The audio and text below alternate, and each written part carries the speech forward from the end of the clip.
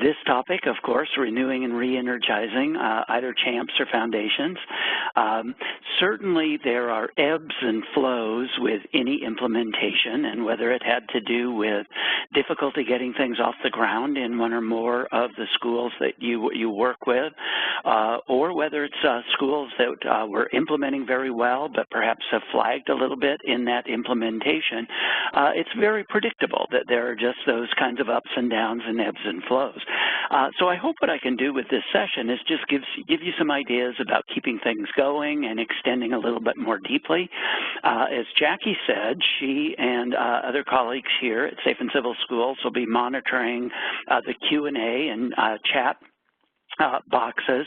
So if you have a logistic question, they'll get back to you right away. They're also going to help me track. I'll kind of watch those as well, but the older I get, the worse I get at multitasking. So if I don't address questions right when they come up that you've typed them in, I am going to try to leave minimally 10 or 15 minutes at the end to respond to as many questions as possible. So whenever you think of a question, don't hesitate to shoot it our way.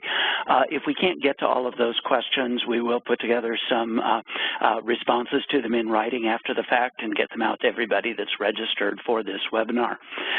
So it's a real privilege to be with you, and the big picture or the topics that I'm going to do within this webinar are just giving you that broad picture now. First, I want to talk about the vital importance of assessing the structure of your initiative, and I'm talking here at the building level, team functioning, processes, staff engagement, as well as on that topic filling you in on some recent research about the power that that has to affect student achievement. After doing that, I'm going to encourage that you assess the breadth of your initiative. Certainly almost any schools that have worked actively on behavior support, whether it's through foundations, my work, or some other vehicle, we've addressed common areas, and that's becoming pretty pervasive as good practice, but are we extending that into school-wide policies and processes, good classroom implementation? Are we consciously constructing the climate of the school and so on? So giving you a chance to think about how well is our initiative branching out. Moving from there, I'm going to talk about, again, the vital importance of having your team having a vision of potential future actions. Where are we heading, including how do we revisit things that have been working well in the past. Moving on, we'll spend a little bit of time about providing creative reminders to staff about things that they already know, but when life gets busy, we as professionals, any of us can fall backwards on things. And then a theme that will run throughout is just we have to have a good time with all of this, because if it isn't fun, we can just lose track of keeping the energy going. So with that said, I would like to start with a very brief poll, just finding out if the people that are with me live on the webinar as compared to those who will be listening to the recording. Jackie's going to pull up a poll for us, and it asks about what your current job role is. And if you're a building administrator, principal, assistant principal, dean, and or a district administrator or supervisor or coach, respond to number 2 if you're a classroom teacher. And so the poll questions are over, at least on my Mac, on the right-hand side of the screen, and it actually says A for building or district-based administrator, B for classroom teacher. C if you're a specialist, and forgive that broad category, but those who help with behavior issues in various capacities, school psychologists, social workers, counselors, behavior specialists, etc. And if you're with a team, so that there's various job roles in the room, just indicate D for us, and then I'll assume that there might be a range of any of those first 3 categories. And if you're an other, just go ahead and respond to one of those that seems closest to what your job role is. And while while we're giving people time to respond, and Jackie, please feel free to chime in when you feel like we've gotten a fair number of results and you're ready to post the results. While we're waiting for people to respond, I just want to mention that in previewing the pre-registration for this conference, I was delighted to see a lot of new districts that I'm not particularly familiar with, but also some people in districts that we've been working with for many years. And just while we're waiting for the poll results to come in, Kim Earthman and the team, some of the support team from Conroe District, Karen Smith from ALEAF. ALEAF has been implementing this work for almost 20 years. Becky Hardeman, coach with some projects that we're doing in Alabama. Kara Hellenberger from Northeast ISD. And it's such a privilege to both have people who are new to this work as well as people that have been implementing it very deep levels for a long, long time. So Jackie, how are we doing? Yeah. I'm not sure that I hit the right button, so I'm not sure if the results have posted so that everybody can see them, but I can tell you just really quickly that'd be great. That 20 of the participants, or 36%, are building or district-based administrators. 2 people, or 4%, are classroom teachers. 19 responses for specialists, so 34% of the audience. And then I'm with a team, various roles, 6 people with about 11%. Great, thank you, Jackie. Appreciate that. So, so we're definitely skewed to those of us who have the privilege of supporting classroom teachers. The teachers who are with us, welcome. Delighted to have you here. Actually, it doesn't surprise me all that much because this is about implementation, and so that kind of confirms, hopefully, that some of the topics that I've selected for this will be relevant. And thank you for the help with that poll, Jackie. We'll have another poll in just a little while.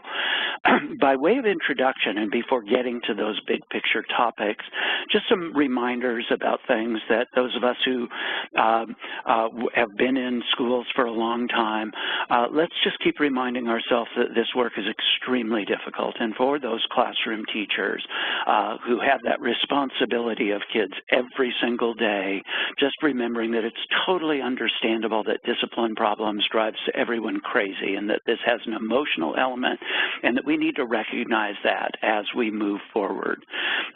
Misbehaviors like disruption, disrespect, aggression, hostility, helplessness, truancy, tardiness, put-downs or kids dissing each other, active refusal, you can't make me, passive refusal, the kid who doesn't overtly say anything but does nothing, apathy, students just not doing their best, and the frustration of trying to light a fire under those unmotivated students, disengagement, disconnectedness, boredom, work completion, homework completion, complaining, oh, do we have to do this again? All are very, very frustrating, and every teacher faces some or of these things and others on a very daily basis. Let's also just keep reminding ourselves that change takes time.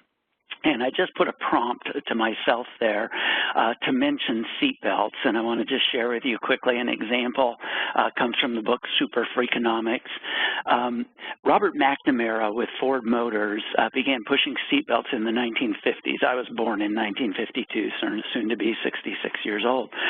Congress set standards in the mid-60s, but by 15 years later, only 11% of the population were actually using seatbelts.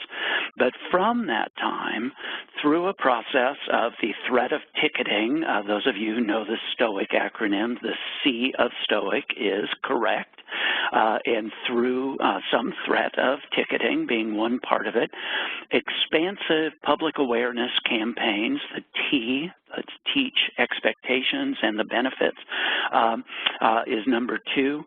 Annoying beeps and lights, if unbelted, were of course built into the structural manufacturing of many cars. And then the ongoing publication about the benefits. The data says that your risk of death in an accident is reduced by 70%, which is of course a very compelling reason. And my children, who are in their mid-30s, grew up with seatbelts. They don't even think about it. And my grandchildren, 2 and 4 years old, will never even give it a thought.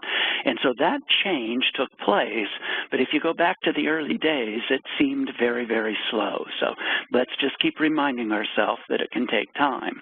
And I've added a paraphrase of a quote that's attributed to John Quincy Adams, and I'll tell you why it's a paraphrase in just a minute.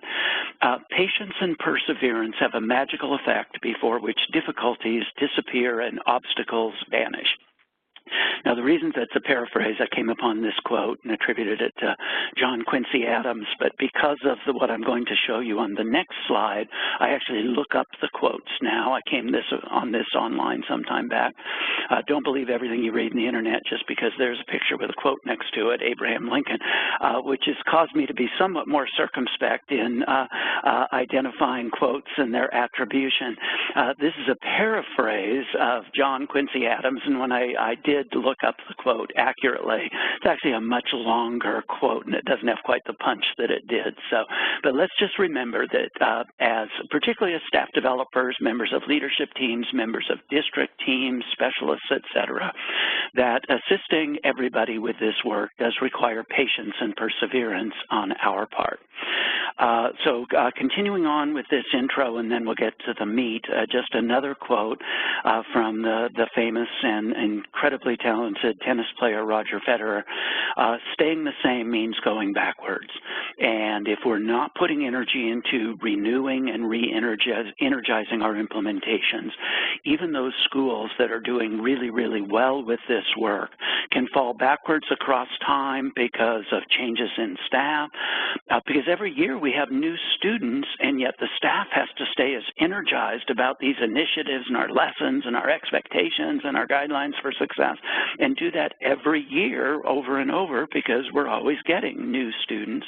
And then just competing priorities are always competing with climate and safety and discipline and so on, as well they should. So it takes energy and effort and renewal and reinvigoration on an ongoing basis. So let's do another quick poll. And Jackie, if you can pull this one up now, which she has pulled up at this time. And so describe the current implementation of behavior support in your district. And so you're going to hit A if you've been implementing both foundations or PBIS, and CHAMPS, or an alternative classroom management approach, foundations and CHAMPS, or within safe and civil schools, and that you've been doing so effectively, maybe ebbs and flows, ups and downs, but for over 3 years. And I know we have some districts represented that are 10, 12, 15, 18 years, which is just so thrilling for us who get to do this work.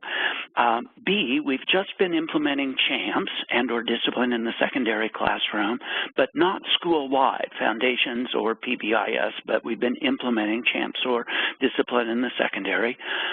C, if we've been implementing our behavior support efforts just within the last couple of years, we've just begun in the last couple of years.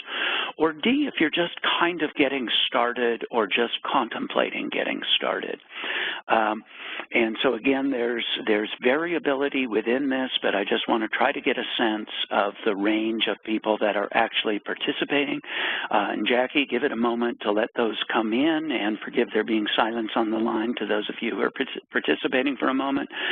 Jackie will take a look at these results, and as it looks like we have a majority of people that have responded, Jackie, go ahead and fill us in on what we find.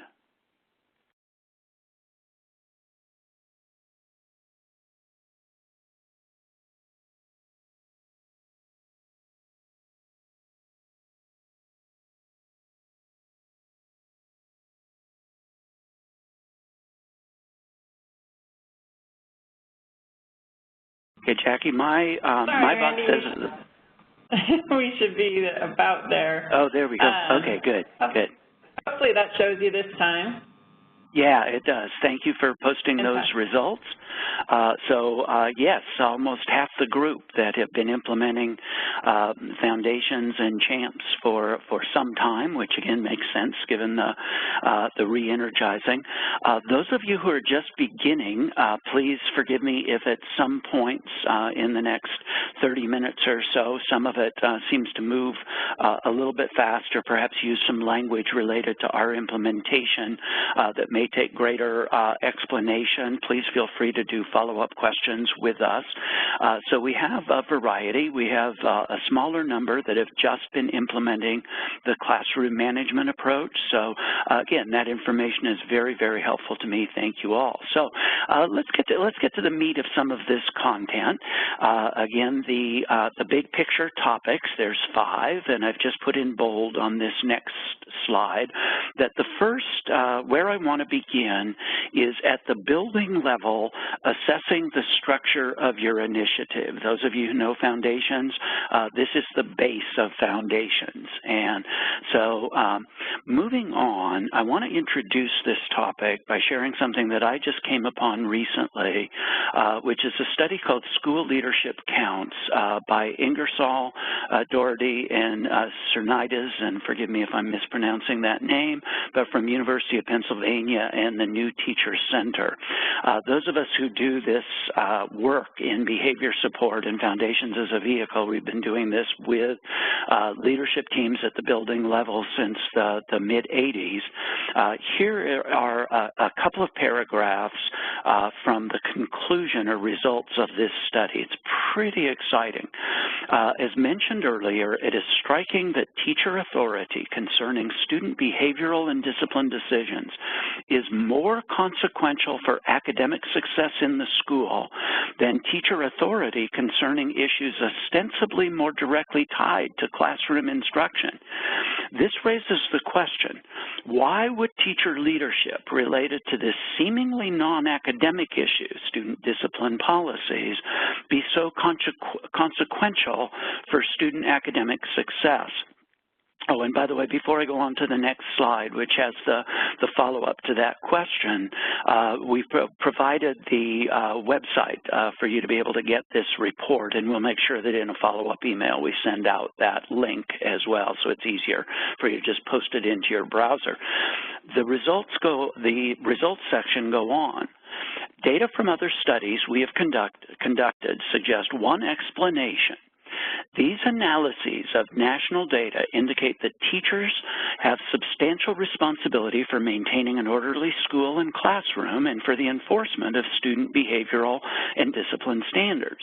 But these data also tell us that teachers often have little input on school-wide behavior and disciplinary rules, norms, and standards for students. Now, I'm going to leave reading that text for you for just a moment and share with you that in the body of the study, in a survey of over 800,000 teachers, they were asked the question, what is your, what is the magnitude of your role in establishing student discipline procedures?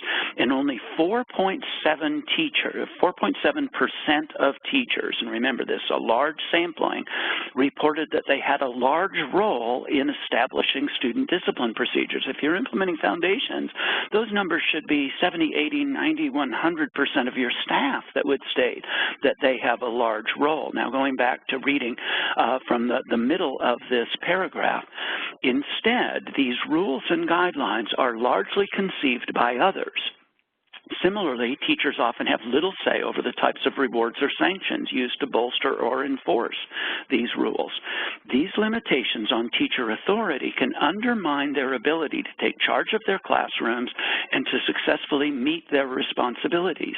Indeed, our data indicate that a lack of authority on the part of teachers can degrade their role with students, pushing it in a negative and punitive direction. So that cycle of, leaving the quote here now, that cycle of emotionalism, negativity, sense of these behaviors being frustrated is actually exacerbated if we don't feel that we have any element of control in shaping what we do within the building.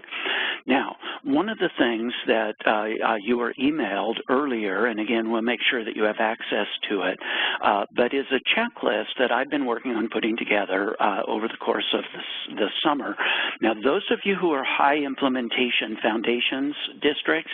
If you are using the behavioral rubrics from within Foundations, continue to do that because those are more detailed than this. But if you're in earlier stages or you want a different way of looking at this, like if you're working with leadership teams from all the schools in your district, this 4-page checklist is what I'm going to use for my main topics, topics 1 and 2 of this webinar. But number 1 from this 4-page checklist is really all about, have we created the structure at the building level to ensure that staff have a voice, that they have a part in designing our disciplinary processes and practices, they have a say in both the rewards and the sanctions and consequences, and that we are implementing that on a continuous basis.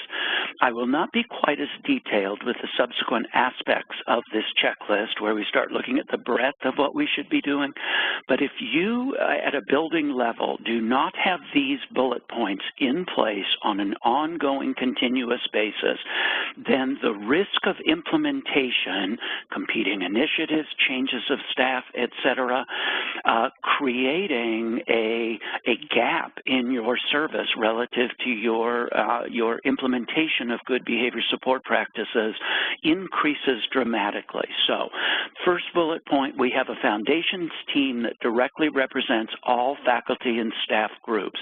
Anybody who says they are doing Foundations, they should have in an archive or in their Foundations notebook, they should every year have who is on the team, who represents whom. You may not have a maintenance person on the team, but somebody on that team needs to represent and regularly communicate as useful with the maintenance staff. We may not have all second-grade teachers on the team, but somebody needs to represent those second-grade teachers. Who represents the high school PE department? Who represents the clerical staff? Who represents the entire administrative staff? If we don't have a school psychologist on the team, particularly if you're in a state like Oregon, my beloved home state, but where psychologists may have 2, 3, 5, 7 different buildings they represent, somebody on that team needs to know any time any business is done that provides information or input that we need from the school psychologist who represents that person. Moving on, the Foundations team meets regularly and maintains an archive of all of what we do. I'll come back to that issue of archiving a little bit later, but if the team doesn't meet regularly, this work stops. Foundations team members communicate regularly with the entire staff at least once a month. There has to be input from the team to the staff. There has to be input maybe not once a month, but fairly regularly.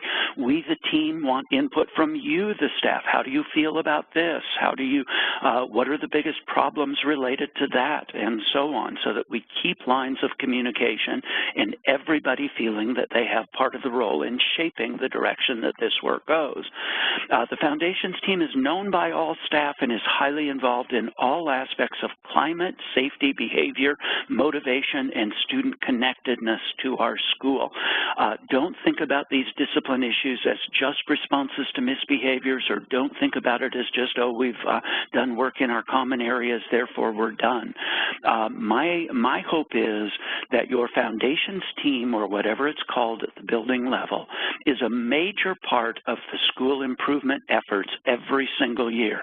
There should be academic, curriculum assessment, quality instruction, et cetera, and there should be behavioral, safety, climate, discipline that are part of school improvement.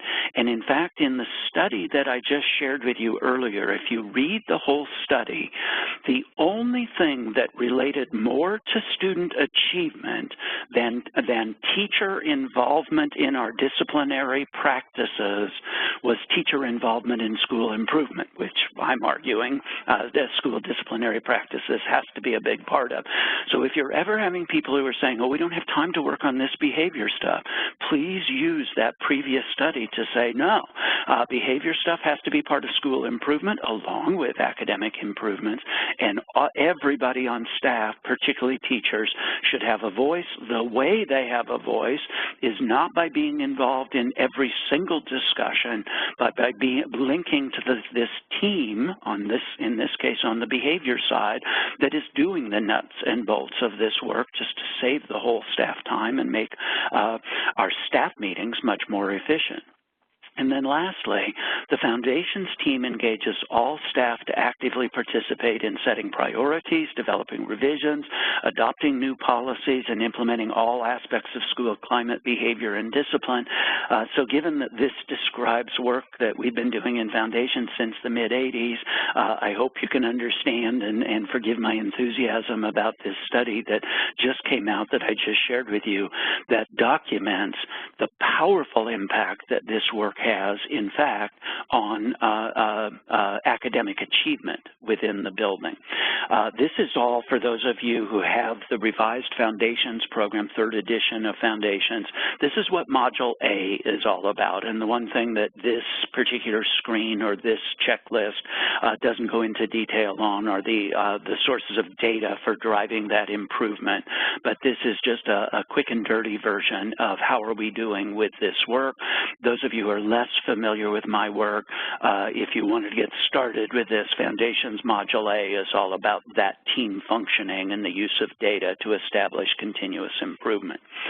The idea of continuous improvement, before we go to the second major priority of this webinar, which is breadth, is summarized, again, a quote that I have looked up, former Secretary of State John Foster Dulles. The measure of success is not whether you have a tough problem to deal with, but whether it's the same problem you had last year. And then this is the continuous improvement cycle that we emphasize throughout Foundations. Review meaningful data. The team is reviewing meaningful data to summarize those data in efficient ways to present to staff so that from that data, staff can assist the team in identifying a manageable number of priorities, 1 or 2 or 3 things that we're going to work on in the next semester, which the team works to devise a revision proposal that will be presented to staff, and anybody who wants to participate with the team in developing those revision proposals can do so. No team meetings are ever closed to anybody. But when we develop a revision proposal, if it's adopted by staff, we implement. If it's not adopted by staff, it goes back to the team to work on revision proposals until it is adopted by staff. So again, continuous improvement guided by the team, but the team is never developing final policies that just tells people what to do. It is actually actively engaging the staff in these processes. Okay, so with that said, the next topic, topic 2, boldface here. And I'll be more brief, in this checklist that I'm going to share with you, or that you hopefully you've already downloaded, is something that you can spend some more time on. But the next parts of this checklist go into common areas in school-wide processes, classroom implementation, and so on. Let me show you what I mean. I hope that you might find this checklist to be of use, and if it is, feel free to reproduce it within your district.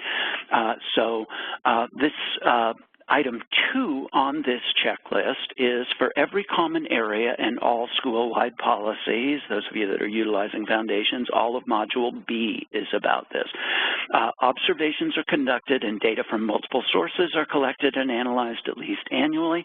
For everybody, regardless of where you are in this work, this early winter time is a fabulous time to do observations of your common areas, arrival, dismissal, playgrounds in elementaries, courtyards in secondaries, hallways between classes of middle schools and high schools, cafeterias, lunchroom, doing observations and bringing that data back to our leadership teams to go, how are we doing with implementing what we've already got? Are there areas that we need to move on to as part of our school improvement? For any area that we tackle, I'm just going to highlight where we are here. For any area that we tackle, get my arrow here, sorry. We've evaluated whether the current structures and procedures have been evaluated and protected, modified, or eliminated. Lesson plans have been developed, taught, practiced, and retaught when necessary. And for any area that we're targeting, common area supervisory procedures are communicated so that the staff who supervise know what they should be doing. They know how to observe. They know how to interact positively. They know how to correct calmly and consistently. And then the team monitors for implementation, not in any kind of gotcha sense, but are there things that we need to remind people about, which I'll talk about later in this webinar. Topic 3 is just the importance of a good positive climate, which is Module C, and I'm going to actually kind of skip this one, not because it's unimportant, but the issues of guidelines for success, ratios of interactions, the importance of attendance, I'm going to highlight because I know many of the schools, and particularly seeing how many are already implementing foundations, have done this work at a fairly deep basis, and what you need to do is to keep it alive, and that's going to be my 4th topic of this webinar. But while we're still just looking at breadth, moving on here, bear with me.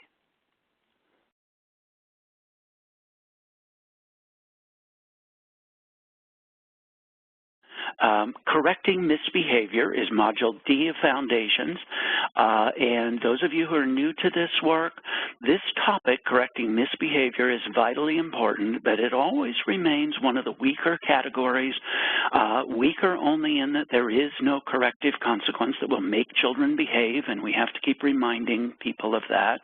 And so some reminders that we may need to give are, have we reviewed with our staff, have we reviewed with our staff some of the lessons that are in Module D, which is about teaching students to interact appropriately with adults.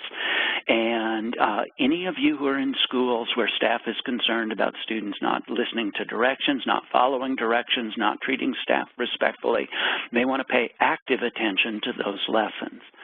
The next 2 bullets I'll mention, and the others I'm going to skip over, but it's staff understand the limitations of office referral as a corrective procedure and avoid using it whenever ever possible, in part because the office is the most fast-paced, interesting environment devised by man, and it cannot help at some level be reinforcing to kids who need lots of stimulation. And we continue to work to make our staff aware that out-of-school suspension for many of our children is actually a reward. You get 3 days off for bad behavior, not a corrective consequence. All of that, of course, goes into great depth in Module D.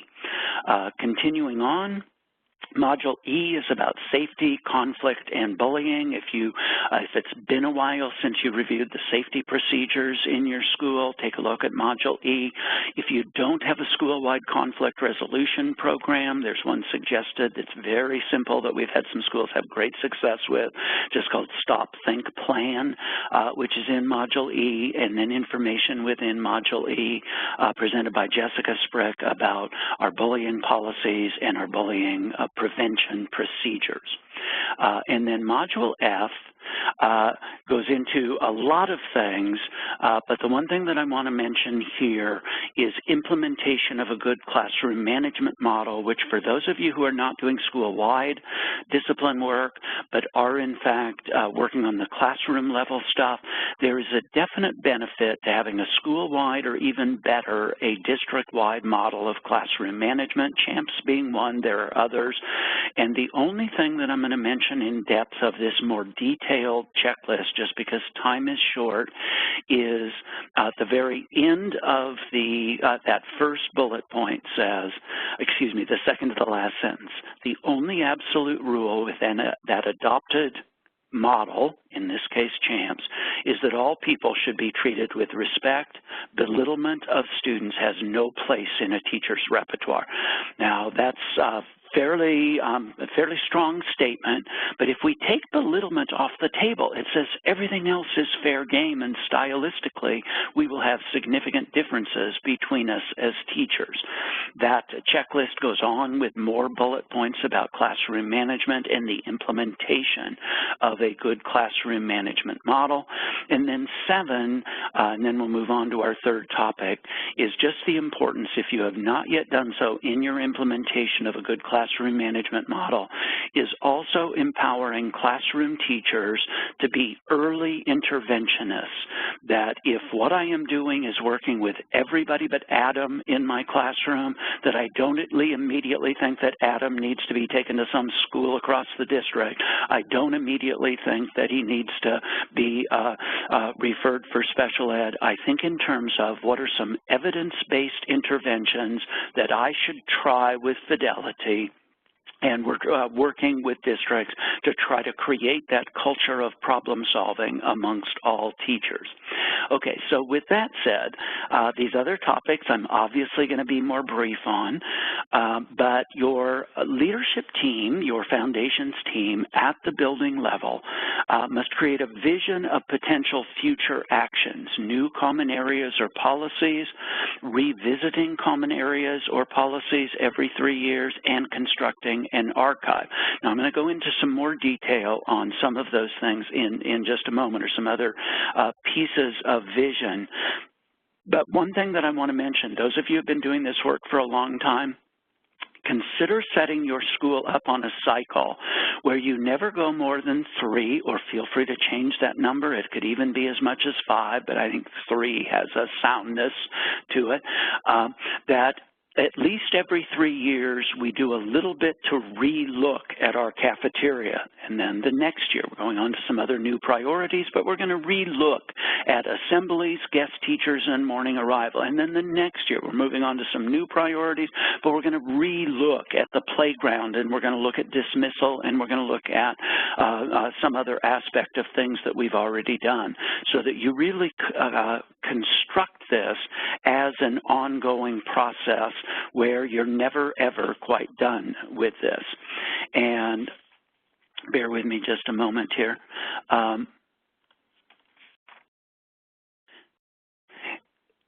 A quick quote to summarize this, of why we need to have a vision for this. If one does not know to which port one is sailing, no wind is favorable.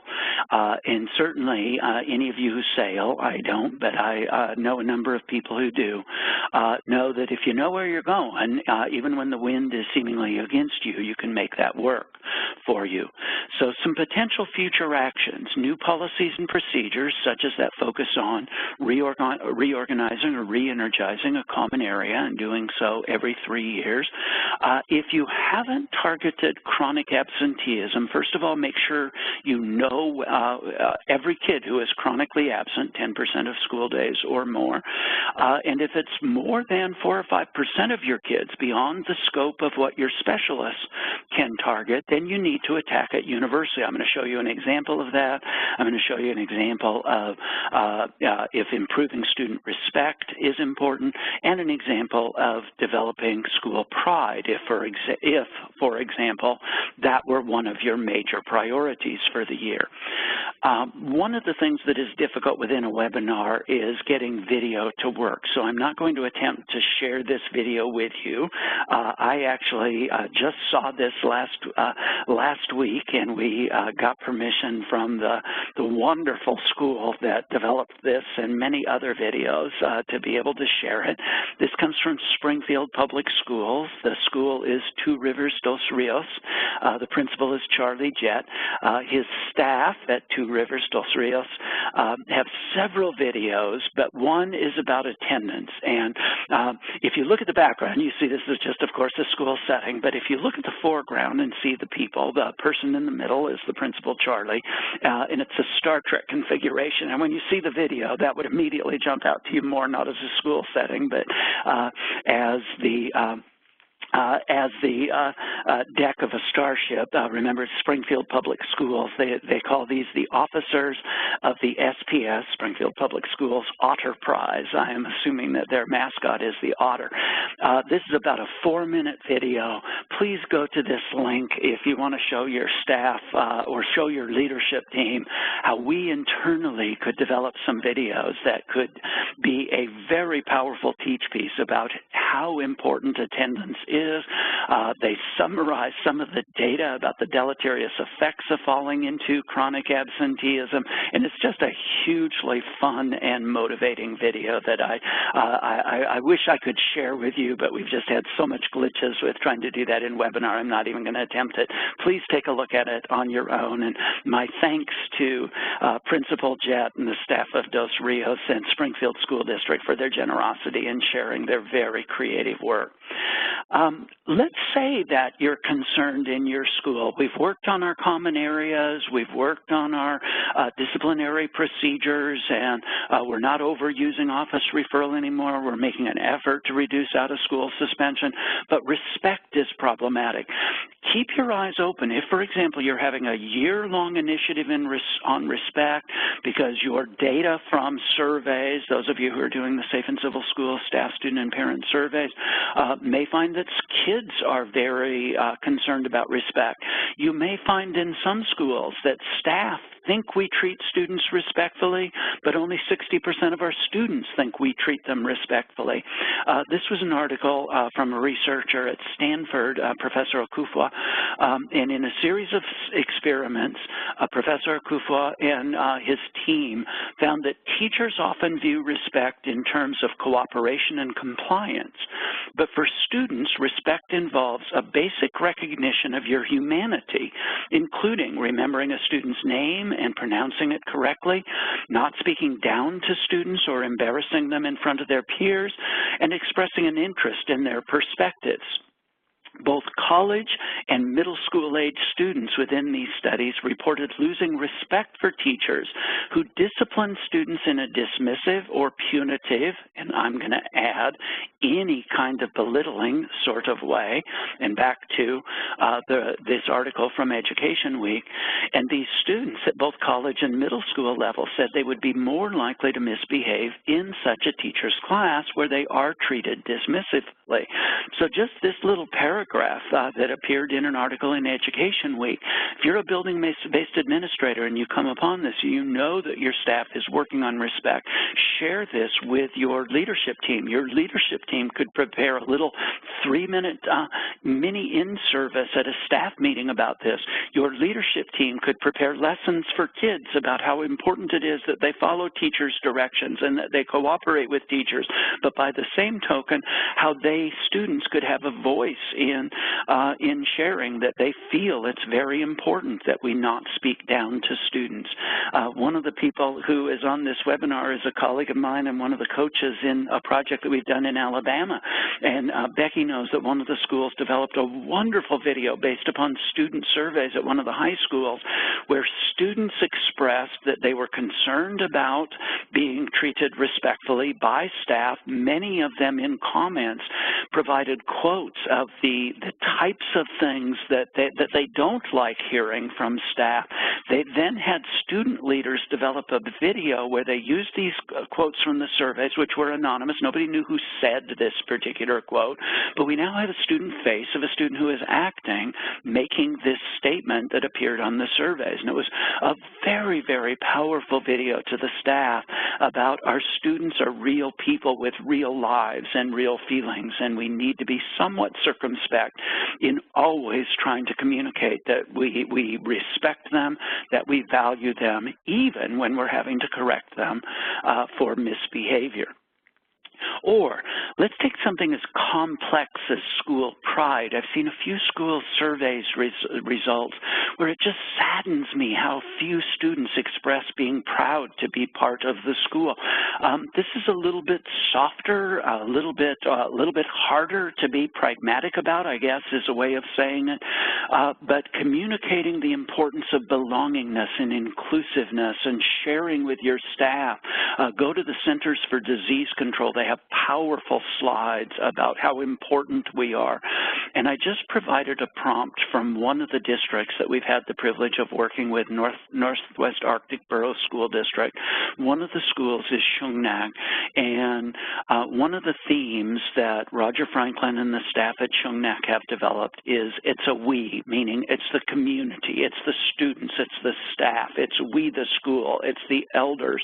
And I just have to tell you, at Safe in civil schools. Roger shares with us frequently what they're doing and thanks us and provides a reminder that we're part of that. It's a we, and it's almost I don't want to say silly. I want to give a shout out that it means so much to even us who get to do this work to have a school that says the principal views it as collaborative and that we're a part of that.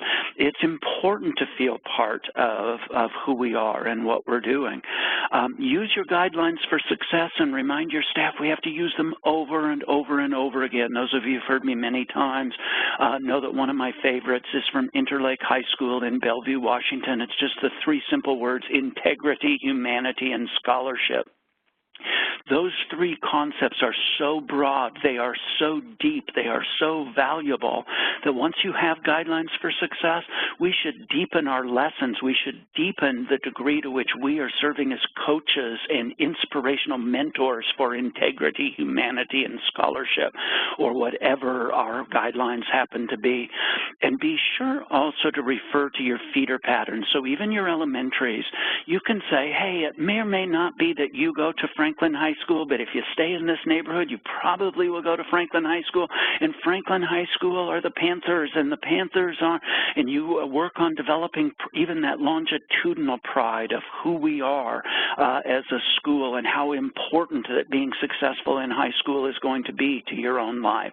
Okay, let's go on. I'll be, again, try to be brief on this, but provide creative reminders about what people already know. And to get at this, those of you who have been with me a lot, this is just a different example of something you've heard me speak about, but professionals can always benefit from reminders to actually do the things that they know they should do. This is from a 2011 New York Times article, but if you just do a Google search for physician hand washing, this and even the Centers for Disease Control states that in most hospitals, physicians, if it's been a while since we've done something to ameliorate this problem, this particular study says physicians wash their hands about 40% of the time that they should, meaning 60% of the time that they should, they do not. We have known about hand washing since 1847, and with 170 years now on this work, it is still a struggle. No physician needs to know they should wash their hands. They just be reminded you will save lives if you wash your hands. So some types of things that I think you as a leadership team have to provide ongoing reminders, but just like hospitals have to be creative in this work, you have to be creative in this work. So what I've put together in this next series of slides are just some things that potentially could be in a staff bulletin. They could be a memo that's in an all-call before students arrive or right after students have gone home. These could be a quick reminder in a staff meeting. They could be a memo that is attached to a funny cartoon or whatever. But here's some examples that can just be reminders about things that people know. This would be for descriptive praise. Staff, please remember to use specific descriptive praise. Good job is fine, but Rashida, you've been demonstrating consistent levels of cooperation and leadership in this class. Thank you for your contributions. Is going to mean much, much more. Different example, ratios of positive interactions, and those of you who are doing foundations or CHAMPS at a deep level, develop the shorthand that everybody knows RPI means. Let's look at our ratios of positive interactions compared to our ratios of corrective interactions. Staff, quote that I have no idea the source of, but I've used it for decades and I continue to love it. When you are dog-tired at night, could it be that you've been growling all day? Remember to pay at least 3 times more attention to every student when she or he is not misbehaving than when that student is engaged in misbehavior. A 3-to-1 ratio of positive interactions is the goal with every student every day. And I think this one, staff needs reminders of multiple times during the year, because when people get busy, they forget. And in part, why I love this particular quote, when you're dog-tired at night, could it be that you've been growling all day? The thing that reminded me very early on in my career that I needed to think about being more positive was when I left at the end of the school day feeling like I spent the whole day dealing with behavioral crap, getting those two to sit down, that one to be quiet, that one to get back on task. And when my ratios of interactions would get skewed, I didn't like my job. When I got back to more positive attention to kids behaving positively, and a fair portion of that being descriptive praise, I would leave feeling much more energized at the end of the day. Continuing with things that people need reminders of. Everybody knows we need to build relationships with kids. Staff, remember to make an effort to establish a supportive relationship with every student, the talented student, the troubled student, the most average student. You may be the teacher that this student remembers 30 years from now as the teacher who believed in my potential and guided me toward a productive path. Unemotional corrections. Staff, remember that sometimes a student's disruption in class is less disruptive than the teacher's reaction to the disruption. Keep your behavioral corrections as brief and as calm as possible. And then the last one of this category, and then my final category, I will be very, very brief so that hopefully we have at least a few minutes to respond to any questions that have come in. Staff, remember to view misbehavior as a puzzle to be solved, not a threat to be removed.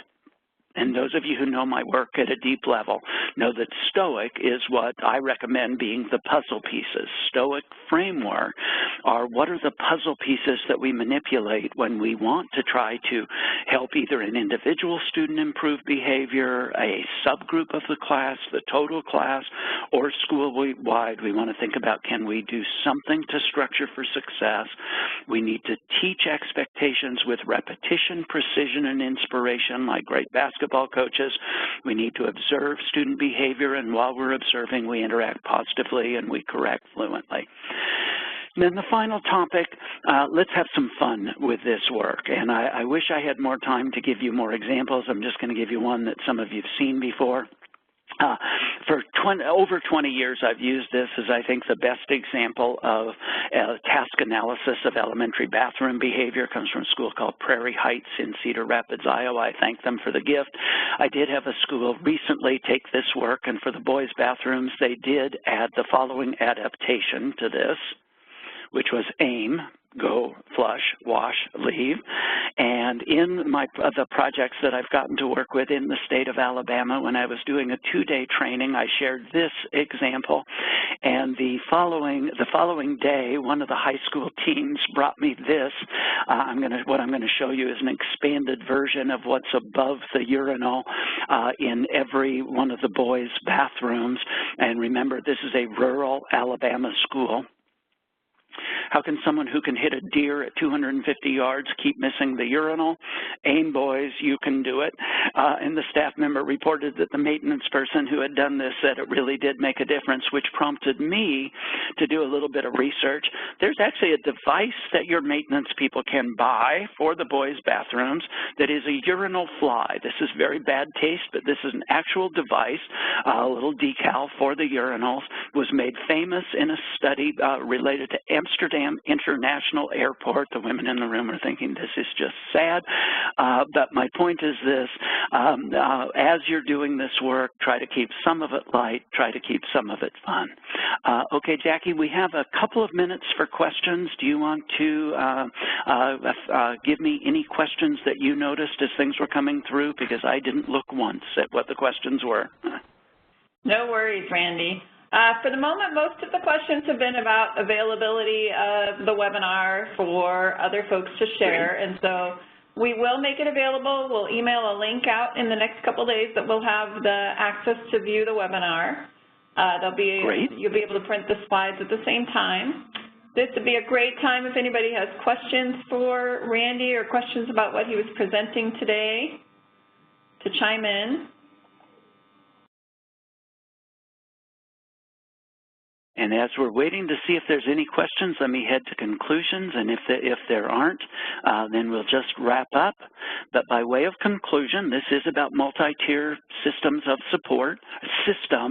support, forgive me, I'm trying to adjust my language. We want one integrated system, academic and behavioral. It should drive our school improvement efforts. There should be much more effort at Tier 1, especially for the work with our general education staff. What are we doing with all students to reduce the number of individualized programs and individualized plans that students need? And if we have cracks in the base of our system, school-wide policy, school-wide procedure, continuous improvement efforts, good disciplinary practices, even the best classroom management plan is sitting on a weak foundation. If we have great school-wide stuff, but we have classrooms that are not implementing what we know from the research literature about effective classroom management, our benefits at school-wide will not, our efforts at Tier 2 and Tier 3, if we have weak classroom systems, but even great school-wide systems, are on a risky foundation, and heaven forbid if we have weaknesses at both school-wide and classroom level. There is no support structure for Tier 2 or Tier 3 supports. So we have to do this work on an ongoing, consistent basis. And this is multi-tier system of support, and we can, in fact, never, ever be done with this work. No matter where we are, there is always a little bit more to do. And Jackie, did any last-minute questions come in? I have not gotten any last-minute questions, Randy. Okay, no problem. We are at the end of the day, and for people on the East Coast, it's very late in the day. I have one final slide and one concluding comment. It is actually one of my favorite quotes from Dr. King, and it is, you don't have to see the whole staircase to take the first step. And no matter where you are on this staircase, you need to take the next step. And we periodically need to back up a step and shore up some things that we have done earlier. And I hope that this webinar you've gotten some ideas for taking the next step and renewing and re-energizing the implementations in your schools. Thank you so very much for joining me, and do let us know if there are any questions or things that we can be of support with on our end here at Safe and Civil Schools. Thank you for your time and attention. Terrific. Thank you, everyone, for joining us today. As I mentioned, we will get the recording posted as quickly as we can and send that out to you all. If you have any questions that follow up after the webinar, you can certainly send us an email, and we can make sure to get those questions passed along to Dr. Sprick. Thanks, everyone.